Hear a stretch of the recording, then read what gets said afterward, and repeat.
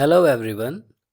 आज हम लोग इस वीडियो लेक्चर में एक बहुत ही इम्पॉर्टेंट नेम रिएक्शन के बारे में सीखने वाले हैं, जो कि है हेल वोल्हार्ड जेलेंस्की रिएक्शन। ये रिएक्शन कार्बोक्सिलिक एसिड से रिलेटेड है और ये हमें कार्बोक्सिलिक एसिड को बहुत ही यूजफुल कंपाउंड्स में कन्वर्ट करने में हेल्प करता है।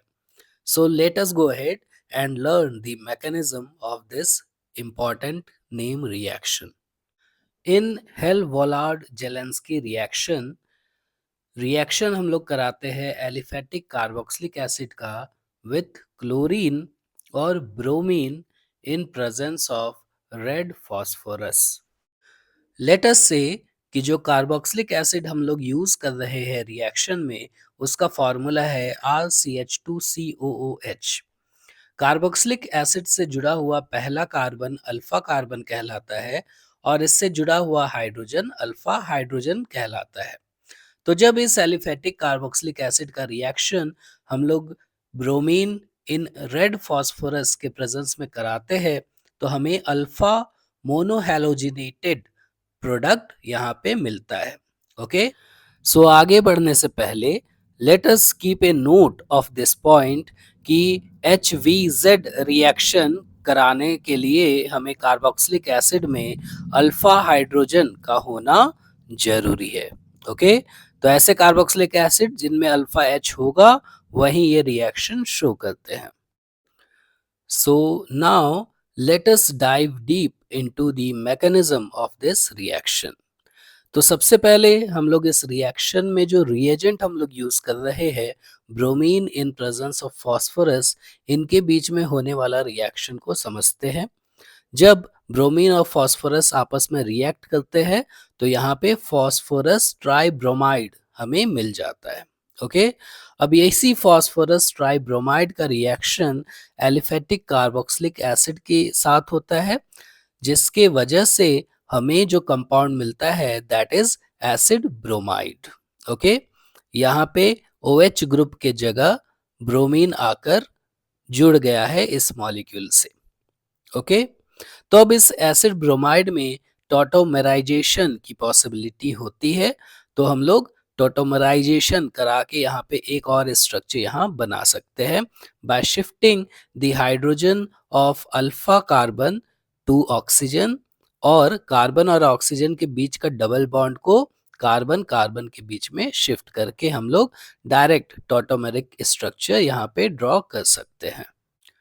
अगले स्टेप में इस टॉटोमेरिक स्ट्रक्चर में ऑक्सीजन के ऊपर मौजूद लोन पेयर को अगर हम लोग शिफ्ट करा दे ऑक्सीजन कार्बन के बीच में, और कार्बन कार्बन के बीच में मौजूद जो पाई इलेक्ट्रॉन है उसको यूज करके हम लोग अटैक कर दे ब्रोमीन मॉलिक्यूल में, तो ब्रोमीन मॉलिक्यूल में से एक एटम ब्रोमीन का इस पूरे मॉलिक्यूल से जुड़ जाएगा और एक atom as a living group यहाँ से रिलीज हो जाएगा।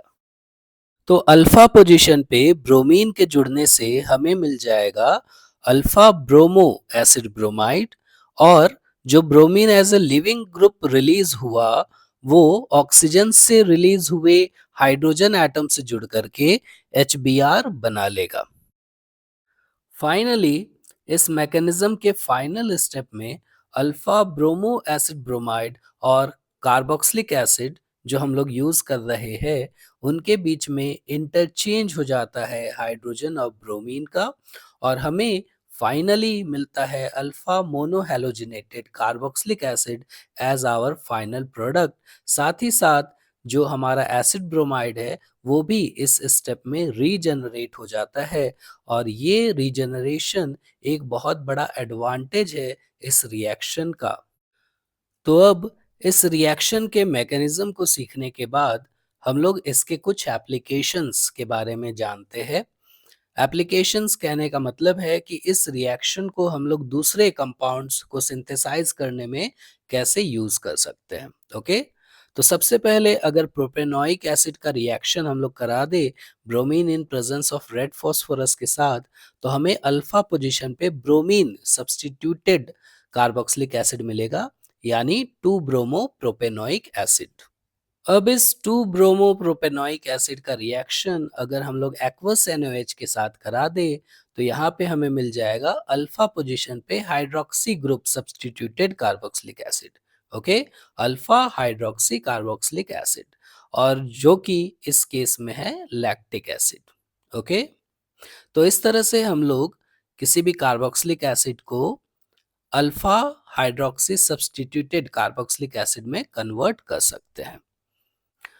अगर हम लोग अल्फा ब्रोमो कार्बोक्सिलिक एसिड का रिएक्शन यहाँ पे अमोनिया के साथ करा दे, तो ब्रोमीन के जगह सब्स्टिट्यूट हो जाएगा ammonia group, NH3 group. Okay, जो कि इस केस में एक अमीनो एसिड प्रोड्यूस कर रहा है जिसका नाम है एलेनाइन। तो इस तरह से अगर हम लोग कार्बोक्सिलिक एसिड से रिएक्शन कराना शुरू करें, तो उसे हम लोग एमिनो एसिड में भी कन्वर्ट कर सकते हैं इस रिएक्शन के हेल्प से। नेक्स्ट इम्पॉर्टेंट सब्स्टिट्यूशन रिएक्शन है कि अगर हम लोग अल्फा ब्रोमो कार्बोक्सिलिक एसिड का ट्रीटमेंट करा दें NaCN के साथ, तो ब्रोमीन के जगह सब्स्टिट्यूट हो जाएगा साइनाइड ग्रुप। ओके, और अगर इसका हाइड्रोलिसिस हम लोग करा दें, तो हमें अल्फा पोजीशन पे भी कार्बोक्सिलिक एसिड ग्रुप मिल जाएगा। यानी हम लोग यहाँ पे डाई कार्बोक्सिलिक एसिड प्रोड्यूस कर सकते हैं इस पूरे सीक्वेंस के हेल्प से। और यहाँ पे जो डाई कार्बोक्सिलिक एसिड प्रोड्यूस हुआ, ये है मिथाइल मैलोनिक एसिड। और फाइनली अगर हम लोग अल्फा ब्रोमो कार्बोक्सिलिक एसिड में एलिमिनेशन रिएक्शन करा दे बाय यूजिंग अल्कोहलिक QH, तो हमें यहाँ पे मिल जाएगा alpha beta unsaturated carboxylic acid.